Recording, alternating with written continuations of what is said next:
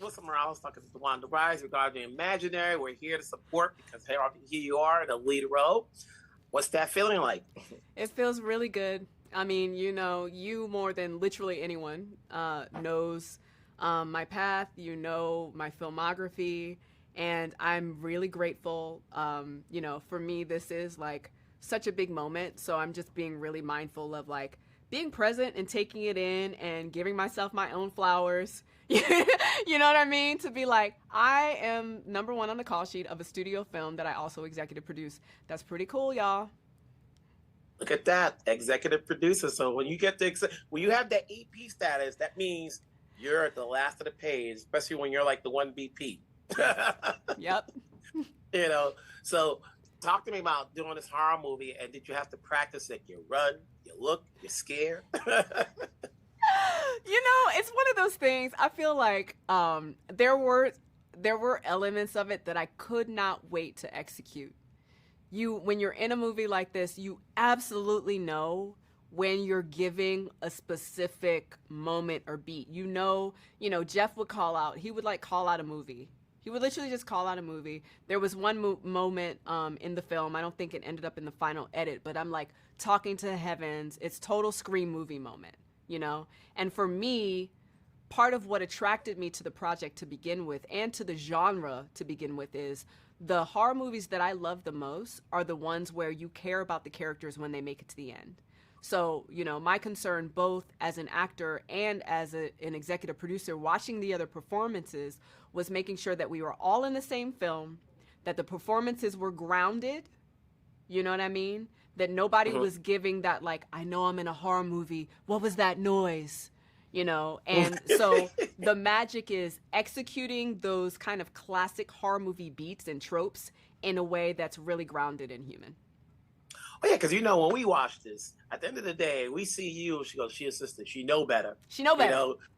She know better. She going up there solo. She ain't got nothing in her hand. Yes. No stick, no knife. What is going on here? Yes. Was this character written for a black woman? We got to keep it real. It was like, no, girl, we know you. We've watched the work. How you say yes to this? But, I know. You feel that. You notice the pressure. That's why when you watch this movie, it's not a scary house. She not moving back into a scary house. Why would she move into that decrepit house? She would not. It's literally why there's so much about the design of this movie that was like, look, you got a black girl lead now. Mm-hmm. What's your takeaway from not only leading but executive producing? Obviously, it doesn't always happen. No. So is this a trajectory you want to move forward, or you just take it one at a time? I take it in terms of the opportunities that, are available in Hollywood. It's a one at a time. The truth is, I would never take a vanity credit. Like if there's a project where, the creative is like all locked up and I'm just coming to play, I'm not going to come in and just start being like, I'm a wrecking ball and, throwing opinions left and right. But in terms of producing, period, Alana and I, as you can imagine, have been putting in that work for years. And we do have some stuff coming down the line that we're very excited about. All right. You have this out. I know 3 Women is out somewhere. Correct. We'll find it. I got a fire stick, so we'll talk down the road. It's good talking to you. Congratulations. Thank you. Good to see you. Well, Smarals from Black Women TV. Hey, Tom, how's it going? Hey, man. So you've been working a long period of time, obviously, film here, episodes there, series here. What wanted to say yes to taking on this project? What made me say yes? Yes.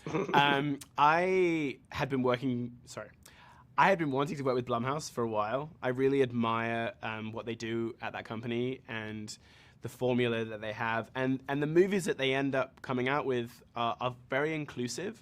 So I feel like it's something in a similar way to The Walking Dead, where families would all watch it together. I think this movie also has that. And you can go and watch it at the cinema, which, there are fewer and fewer movies that you can go and all watch together at the cinema. And I think this is definitely one of them. And that was very attractive to me. I was talking to some of the ladies yesterday, and I'm like, did you either have an imaginary friend or a stuffed doll or mannequin you used to play with, to talk to before we all grew up? Mm-hmm. I don't remember anything in particular. I definitely had all of my, toy figures and stuff that I used to, have little play scenes with. But I don't remember anything in particular. And honestly, I don't think if I asked my parents, they would remember because it was quite a long time ago now. But I've been saying I have a 2-year-old now, and you can see his imagination working, and it's really cool and can be quite scary because sometimes he just like goes off into the distance. You're like, what is he thinking about? What is he looking at? And but we started to tell him bedtime stories, and a lot of times we'll include like a video that he's watched or something, and so we'll talk about like Peppa Pig world or something, and you talk about being in that world and meeting other people that we know in that world, and you can see that like he's there. He's not like thinking about it in a, oh, that would be nice. He's actually in that world that you're describing, like really vividly seeing it, and that's really cool and something that I think is helpful for adults as well. Like I've been saying, like a lot of people talk about visualization and all that kind of stuff now, and it's the same thing. It's just, you know, using your imagination to put yourself in certain situations and make them happen. So this now gives you a better perspective because you are a dad now. You are playing a parent. Yeah. As opposed to if you were a little guy playing a parent, it's like, oh, now we're here at this stage of my acting career, I'm playing the dad role. But now you can relate to it. Absolutely, 1,000,000%. Except in this movie, I am a dad to a teenager and a tweenager, I guess. And that's a whole other thing. I mean, I've never played a dad before, but it was really cool. It was really cool to do that for the first time. And Taegen and Pyper are both so wonderful. They're such capable actors and such lovely young women that it was just a real joy, actually. And just really, you know, it's kind of educational as an older actor to watch younger actors and you know, with the theme of the movie, watch how easily they can plug into their imagination. And it's not hard, you know, like our job is not hard if you are able to access your imagination. It really, acting is all about that. And so get out of your head and stop thinking, oh, I have this history or I have that or whatever. Just be in the moment of what's happening. And those girls are always in the moment, and it's really impressive to watch. Part of what's going on is because the dad happens to be away for some time. Am I right? Are you playing a musician? Yes. You're playing a musician. So when you initially got the script, did you go and wonder, do I have to play anything? Can you play anything? A little bit. The factor? Yeah, a little bit. My wife is a musician, so I'm kind of in that world tangentially. So I understand it and the different types of musician that there are. I mean, when Max leaves in the movie, like he's kind of the most stable character in the movie. And when he lives in the movie, things start to change and go in a certain direction. And I think hopefully that means that the audience misses him as well because the story starts to take a turn. And if he was there, it wouldn't be taking such a strong turn. You know, there's a point in the movie where, you know, they're watching or they're hearing their girl, you know, talk to Chauncey, and Max just kind of brushes up, oh, okay, that's nice. She's found a friend. Yeah. You know, she's home. You know, she's good.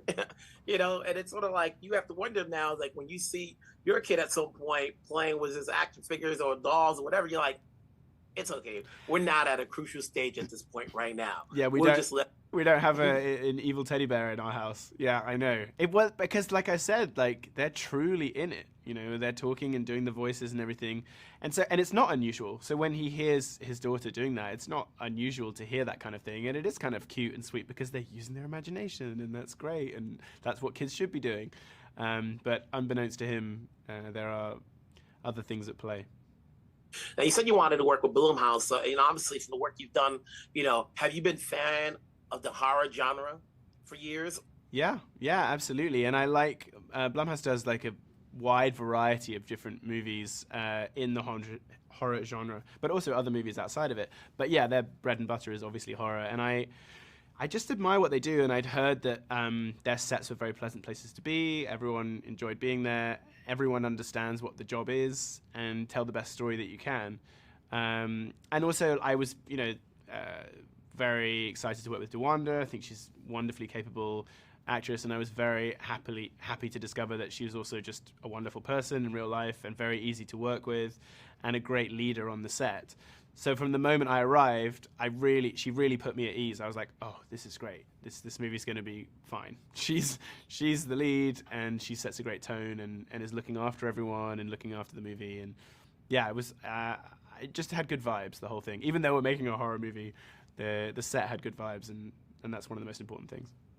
You know, I said to DeWanda, you know, when you're the lead and the EP and you're black, at least one thing, you know, you don't have to worry about, you know, whether or not you're going to make it to the end. At least you're not going to be the first one gone. You know, that trope absolutely. that we see. Yeah. You know, but when you're working with Jeff, you know, you've had your share of directors from the series that you've done and all that stuff.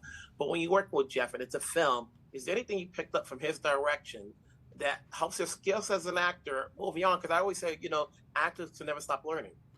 I think he directed in a way which I think that I would if I was in that position, is that he's very collaborative, and you know, best idea wins, and he'll ask you your opinion if we've come up against something which isn't quite working. It's like, okay, what do you think? How can we fix this? Which is great. You know, I don't particularly want to work with people who are dictatorial or in any way my way or the highway, because I just don't think that sets the right tone. Having said that, Jeff co-wrote the script as well, so he's been heavily involved in it for a long time. So he does know, you know, central parts of it, but then allows other people to bring their ideas and stuff. And so it was, a really enjoyable experience working with Jeff. And then moving forward, you know, what goes into saying yes to any of the projects you take? The script and who you're going to be working with. And at this point in my life, how far away and for how long.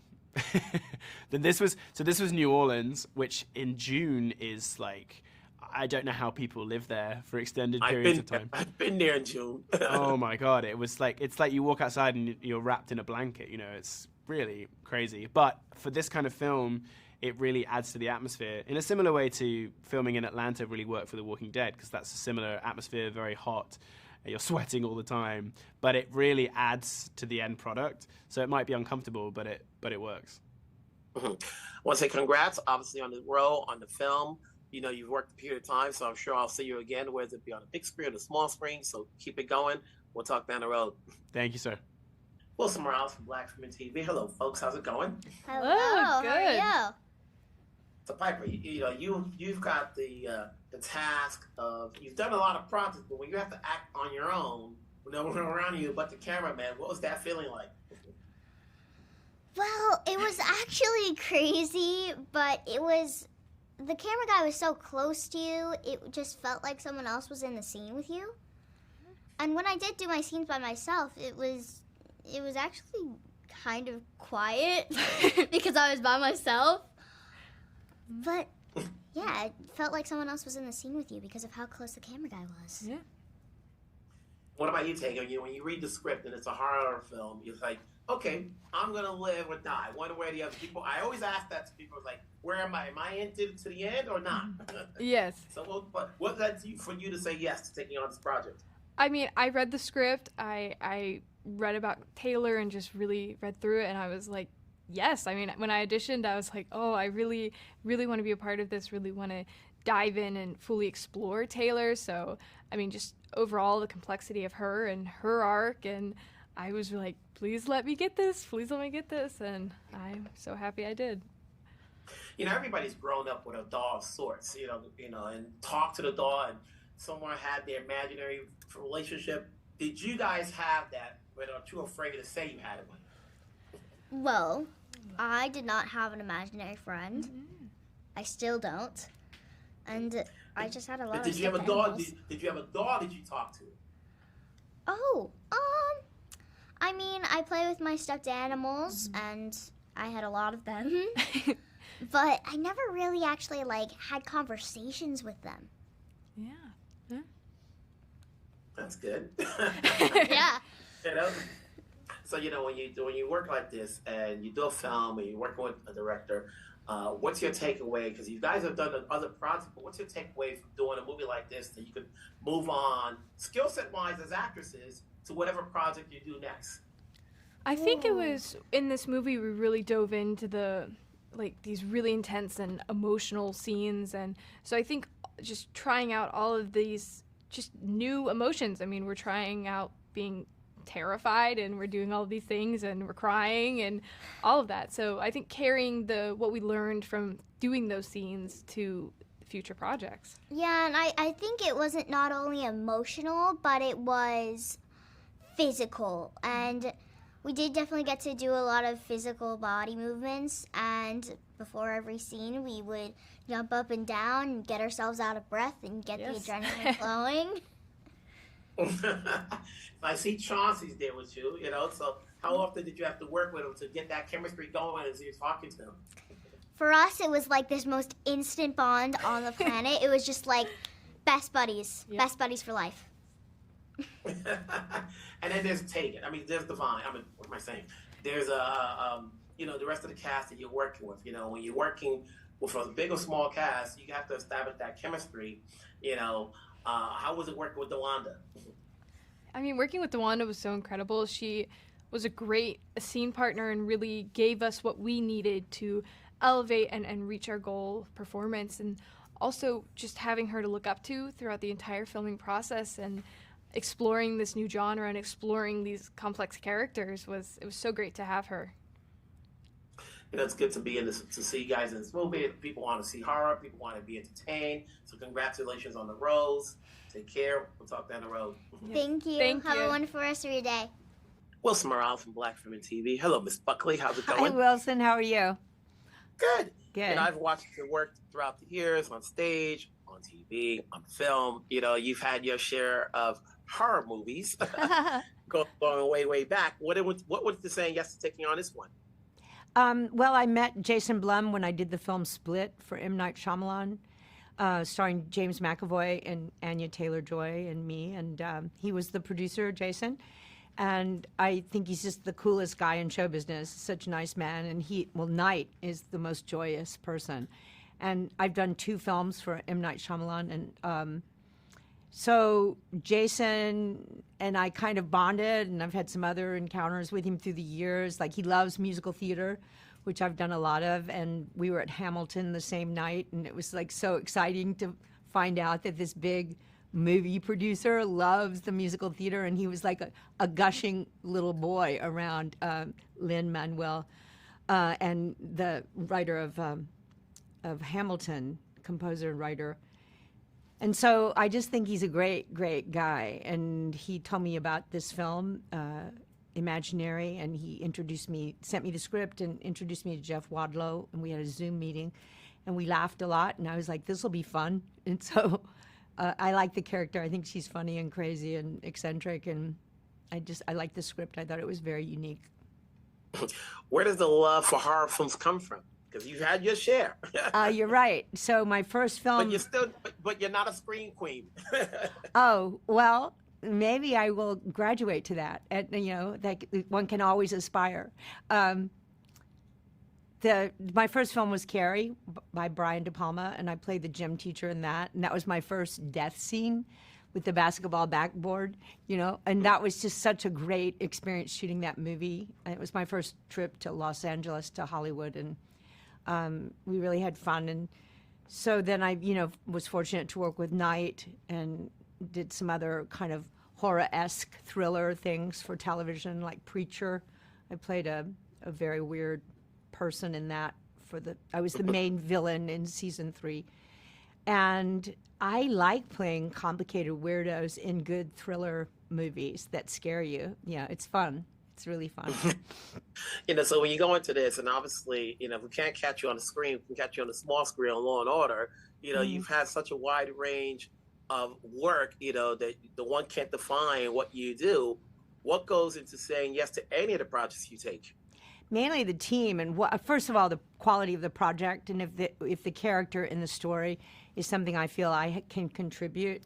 But the rest is really about the team who I'll be working with, who's the producer, who's the production team, who is the director, who's the writer. And if I feel, certainly at this point in my life, if it's going to be a welcoming company of persons and fun to go to work every day, that's really, for me, the criteria.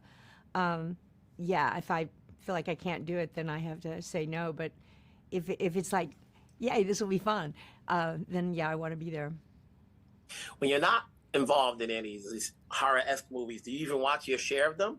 Do you get? I do. Okay. I don't like slasher movies. In this genre, that's not, gore for the sake of gore. That's not very interesting to me. Like I couldn't really get into Saw, those kind of movies.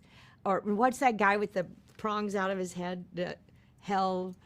Yeah. I forgot, but I know what you're talking Yeah, about. that one. I was like, nah, this is not me. That's not for me. But I do like interesting psychological thrillers. Like, I think those are fun.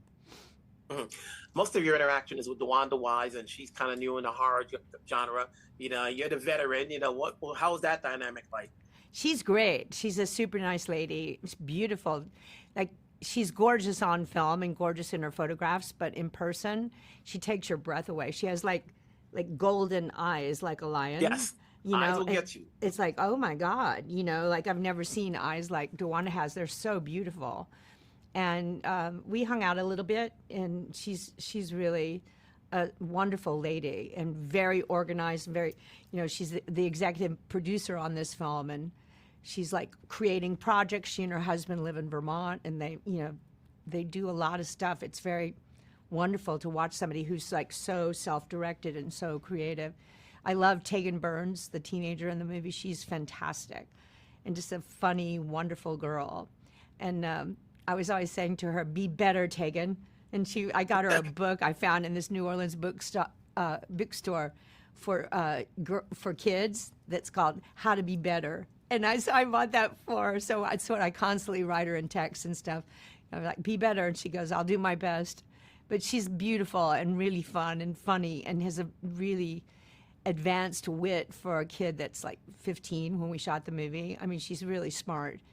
And Pyper Braun, I mean, she's like amazing. I mean, she was 9 and doing this like really challenging, it would be challenging work for a veteran actor. And she's out there every day just like nailing it. Yeah, it was fun.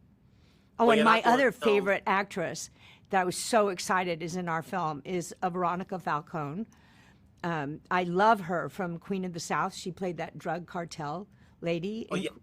And I was like, who is this actress? She's like this Mexican television movie star, and she's fantastic. I didn't get to work with her, but I knew she was there. I was like, oh my God, I'm in the same movie as Veronica Falcone. And I've written her fan notes on Instagram. See, we're all fans. Just like I mentioned earlier, I'm a fan of your work, and I have to say that one of the songs that I have on my phone that I play every now and then is your version of "Old Friend."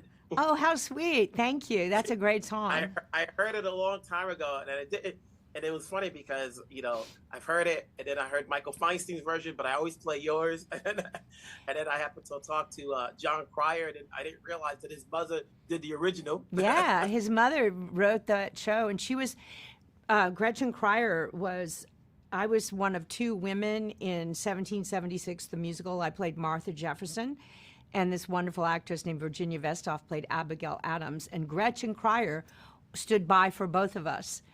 She played both parts, and so that's when I first met her, and I stayed at her house when John Cryer was like a little kid, and they let me stay in their extra bedroom a few times, and my connection with them goes way back. So then I was very, very glad to get to do her play, Getting My Act Together and Taking It on the Road. And so that's where I found that song, Old Friend, where I was introduced to that song. It's a great song. It's definitely an amazing song. Obviously, before I let you go, where do we see you next in? Obviously, there's Law and Order, there's this movie. Are you coming back to stage at any point?